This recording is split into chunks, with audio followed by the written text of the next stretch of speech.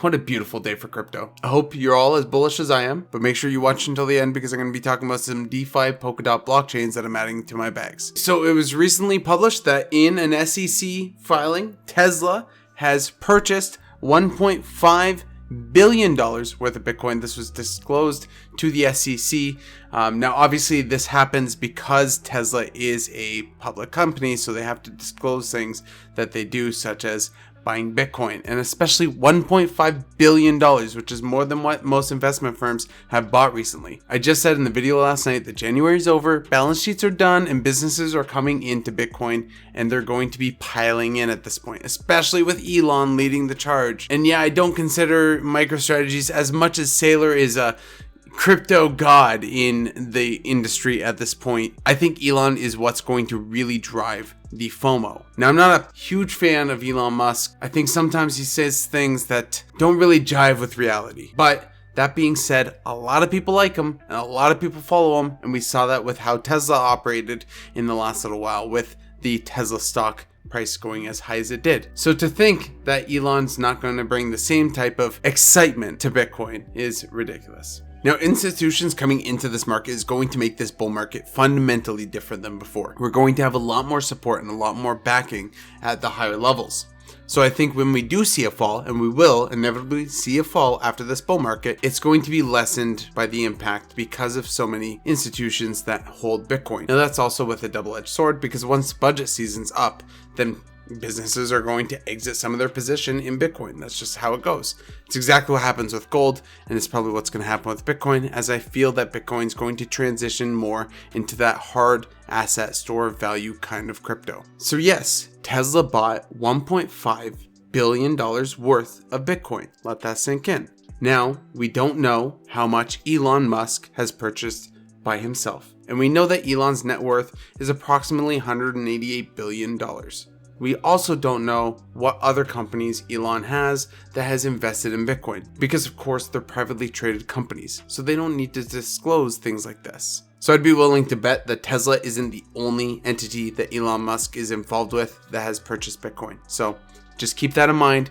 I think that there's a lot more money that entered. And as I said yesterday, that once Bitcoin goes high and institutional money comes in, we're going to see people taking profits and putting it into altcoins, which is why we might see a Cardano hit $3 in the near future. And again, to reiterate that prediction, I said that Cardano could hit $3 by mid to late March, which I know is lofty, but I do think it could happen with enough money coming into the system, which I think it's evident that that's happening right now. So of course, we got the big news. Bitcoin didn't bleed on Monday, and here we are, Bitcoin hitting all-time highs and the FOMO setting in. And we've even seen what's happened to Dogecoin with Elon Musk. Now, quick note on Dogecoin, I'd just like to say, so people think that I'm probably on one side or the other. I think that Dogecoin is fundamentally, at its core, a meme, but a meme with utility. And that's possibly the best part about Dogecoin, is it could actually be used in the future. There's no reason why it couldn't. There's no fundamental reason why Dogecoin would go to zero. There's actually very, very little reason that Dogecoin could go to zero. The argument would have to be that it would have to take out this crypto that's been around for a decade, essentially. And is that going to happen? Probably not. So are we going to see Bitcoin when we're old and gray? Yeah, absolutely. By the time we're in the grave, Dogecoin is going to be at $1 million. So go buy your Doge. Now, I'm obviously kidding about the price prediction of Dogecoin, but seriously, if you own Doge, be happy you own Doge. I don't know what to tell you. It's going to go places. I personally am investing in some other things, but hey, I have $100 in Doge. I'm not going to say no, so go Doge. I did want to make a quick note on market cycles, what's going to happen in this market cycle. So obviously, things are going to go up and up and up, and we expect that the bull market's going to continue. But everything doesn't always just go up, and we have to recognize that at some point that you need to take profits.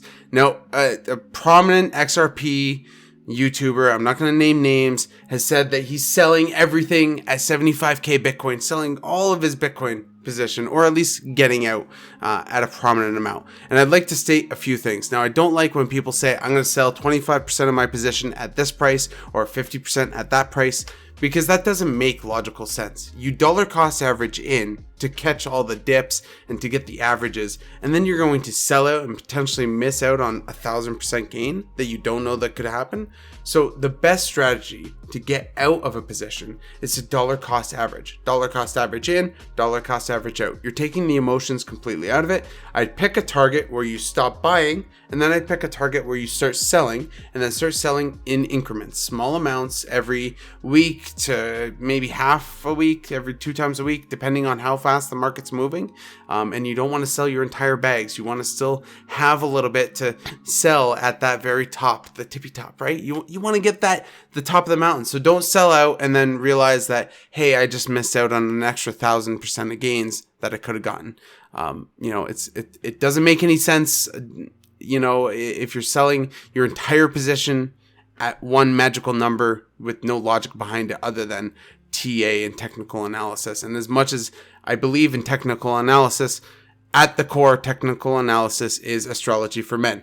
Fight me. So at the end of the day, dollar cost average in, dollar cost average out. That's the best way. In terms of ADA, just today, we hit 72 cents this morning. It's been incredible for ADA. I fully expected this to happen with the trajectory that we were going on. Obviously, I didn't expect it to happen on Monday because I said that we will most likely see a bleed because I saw Bitcoin going down. But that didn't happen because Elon Musk saves the day with the SEC filing. So here we go. Bitcoin going up. Crypto only goes up. Let's go, all gas, no brakes kind of thing.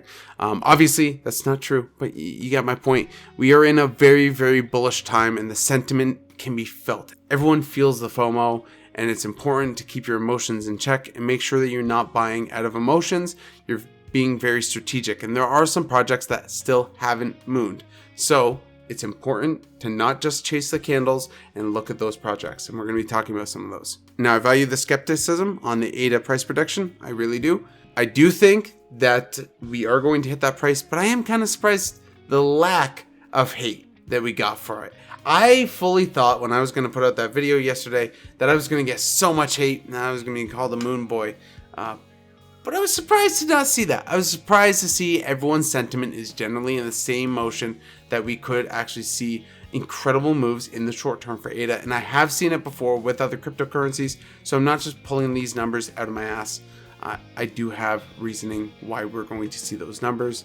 And obviously I've disclosed that in the last video. So go ahead and check that out. Now, one big thing to mention, and especially when you're looking at something like Ethereum, and we've seen Ethereum move up so fast, when you are developing something and you need a blockchain, which blockchain would you use? Would you choose a blockchain with a peer-reviewed, submitted update process, a very good ecosystem of developers, an onboarding system to onboard old developers on other projects onto their project easily enough to make it seamless? Which one would you choose, or would you choose this? Right? So, I'm obviously joking. I know ETH is going to do good things. So if you're a bag holder of ETH, great. I think you're going to be pleasantly surprised of where ETH is going to go. But regardless, I have said this before, and I do think that we are going to see a battle for that second place in market cap, and it's going to be between ADA, DOT, and ETH. I don't know which one's going to win yet. I'm pretty bullish on ADA, but I'm also pretty bullish on DOT.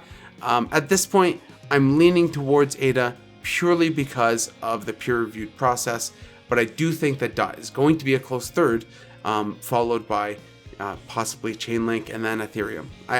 It depends on how 2.0 fleshes out, but the bottom line is 2.0 isn't out, and we're not going to see 2.0 this bull run. So, unfortunately, ETH 2.0 is going to miss out. I'll see you next round. But right now, I do think that we're on track to hit a $1 ADA in the near term, possibly before the end of the month. But don't FOMO in, just buy strategically, buy often. All right, so I wanted to take a quick moment to look at some projects that I'm looking to add to my bags. I'm not talking about the portfolio. We will talk about that in a moment, so hang on for portfolio talk. But for the first one, we are looking at a Polkadot blockchain, Reef Finance. And again, we're going to be emphasizing our focus on DeFi specific tokens, and especially with the DeFi boom coming out, I don't think anyone's prepared for what's about to happen with DeFi. So I do think it's going to start adding on DeFi tokens over the next little while. So definitely Refinance is one of the ones that I'm looking into. It's a relatively new project that's come out. We don't know the active market cap right now, and we don't know the current circulating supply, but we do know that the maximum supply is at $2.4 billion. And if we look at the website, so one thing to mention is Reef is actively trading on Binance. So it's very easy to get. If you don't have a Binance account, you should have one.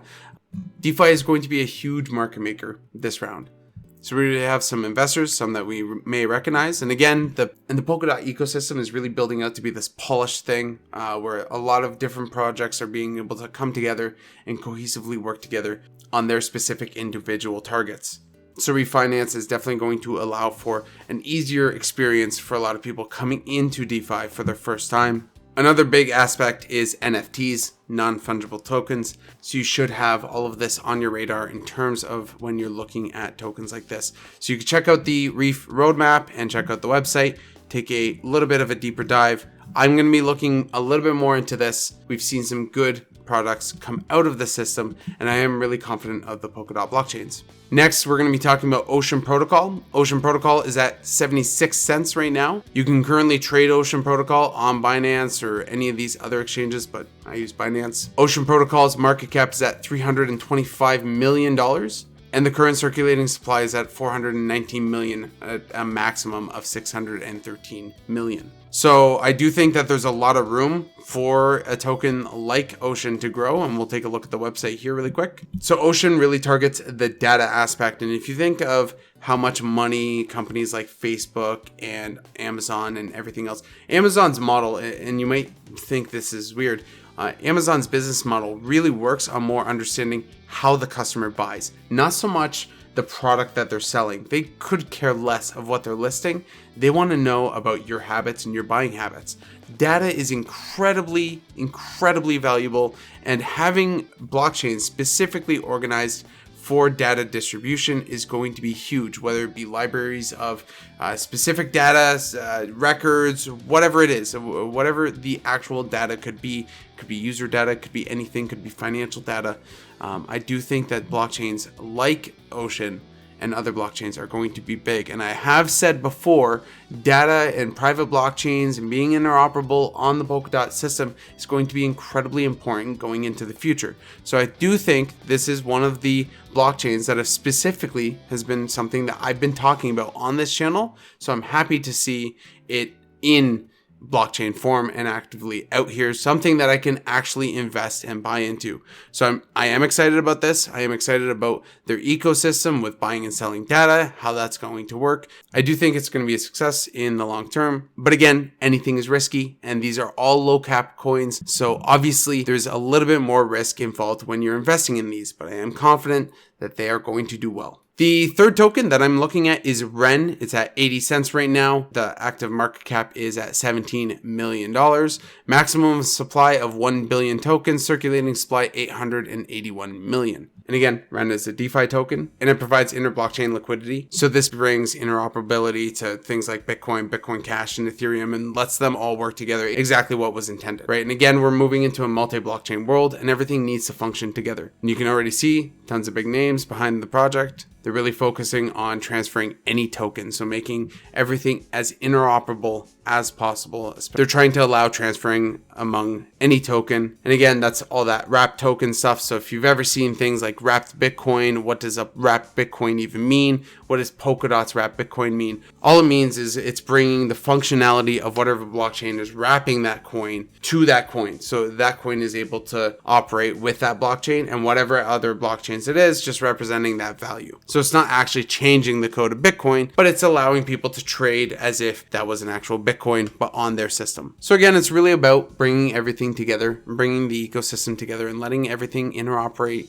So I do think that these blockchains are going to make big splashes, especially as we move into the DeFi range. If you guys have any specific tokens that you'd like me to take a look into, or if you have any suggestions, please drop them in the comments. I'm always interested. I can't look at all of them, but I'm going to do my best to at least find the gems and at least talk about them when I do find them. So we've already seen this market go absolutely insane over the last couple of days. I can feel it in the searches for the channel, and I just want to tease something really quick. Here's a portfolio. This is the portfolio that we started at $1,000. We're already up a lot. If you want to watch that series, go ahead and click on the playlist that I have on the screen for you, and we'll be updating this Wednesday where we're going to be putting $400 more into this portfolio. That's it from me, guys. Happy hodling.